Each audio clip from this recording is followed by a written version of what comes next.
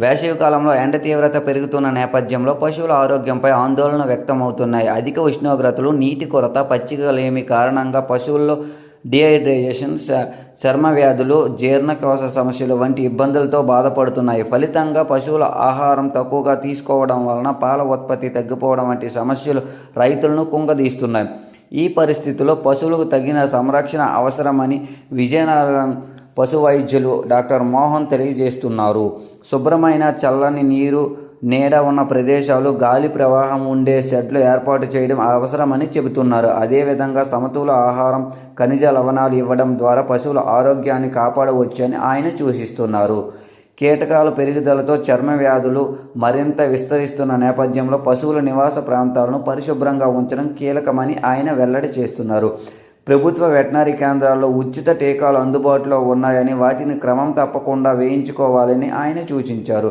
పశువుల్లో ఏమైనా అనారోగ్య లక్షణాలు గమనించిన వెంటనే సమీప పశు వైద్యశాలను, పశు వైద్యులను సంప్రదించి తగిన జాగ్రత్తలు తీసుకుని వేసవిలో పశువులు రక్షించుకోవచ్చని ఆయన తెలియజేశారు. అందరికీ నమస్కారం అండి. నా పేరు డాక్టర్ మోహన్. నేను విజయనగరం వెటనరీ పాలిక్లినిక్లో వెటనరీ అసిస్టెంట్ సర్జరీగా వర్క్ చేస్తున్నాను. వీటిలో గోమార్లు, పిడుతుల సమస్యలు కూడా తగ్గే అవకాశం ఉంటుందన్నమాట. వాటి వల్ల వచ్చే వ్యాధులు కూడా ఈ వేసవి కాలంలో మనం ఎక్కువగా చూస్తూ ఉంటాము. అదేవిధంగా సన్నజీవాల పెంపకందారులు ఎవరైతే ఉంటారో వాళ్ళకి గడ్డి కొరత వల్ల, మట్టితో లోపలికి వెళ్ళడం వల్ల అనేక రకాలైన బ్యాక్టీరియా వ్యాధులు, చిటికి వ్యాధి లాంటివి కానీ, యాంథ్రాక్స్ లాంటి జబ్బులు అనేవి వచ్చే అవకాశం కూడా ఉంటుందన్నమాట. దానికోసం వాళ్ళందరూ కూడా టీకాలు అనేది మన ఆంధ్రప్రదేశ్ ప్రభుత్వం వాళ్ళు వేస్తున్నారు కాబట్టి వేయడం అనేది చేయాలి. అదేవిధంగా నట్టల నివారణ ఎప్పటికూ చేసుకుంటూ ఉండాలి. పశువులని కుంటలకి, చెరువులకి తోలికొల్లే వాళ్ళు అక్కడ నీటి మట్టం తగ్గడం వల్ల నత్తల సంఖ్య పెరగడం, అదేవిధంగా పరాన్నజీవుల సంఖ్య పెరిగి అవన్నీ కూడా పొట్టలోకి వెళ్ళి వాటి ద్వారా వచ్చే వ్యాధులు కూడా ఎక్కువగా ఉంటుంది. కాబట్టి బురద పంటల దగ్గరికి కానీ, నీరు తక్కువగా ఉండే చెరువుల్లోకి కానీ పశువుల్ని తీసుకువెళ్ళకపోవడం ఉత్తమం. గేదెల పెంపకందారులు ఎవరైతే ఉంటారో వాటికి ఏదడం అనేది సాధారణంగా చేయాల్సిన ప్రక్రియ కనుక నీరు తగ్గే ఈ టైంలోని వాటిని శుభ్రంగా తడపడం వంటివి చేస్తే వాటికి కూడా మనం ఉపశమనం కలిగించవచ్చు.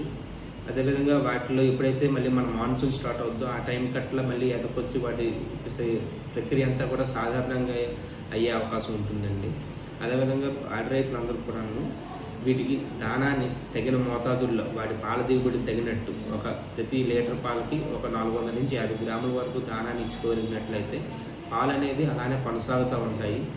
ఈ దానా కానీ తేడా వచ్చి ఉష్ణోగ్రతలు పెరగడం వల్ల వాటి శరీరానికి కావాల్సిన శక్తిని మనం ఇవ్వకపోతే అది నెగిటివ్ ఎనర్జీ బ్యాలెన్స్కి దారితీస్తుందండి.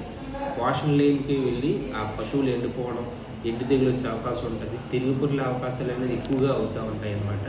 వీటన్నిటిని ఆపాలంటే సమతుల్య ఆహారం ఇవ్వాలి, పచ్చగడ్డి ఉంచాలి, పశువుల్ని శుభ్రంగా తరుపుతూ ఉండాలి, ఎండ ఒత్తిడికి గురి కాకుండా చూసుకోవాలండి. ఈ జాగ్రత్తలు తీసుకున్నట్లయితే వేసవిలో కూడా పశు యాజమాన్యం, పశు పోషణ కూడా లాభదాయకంగా ఉంటుంది.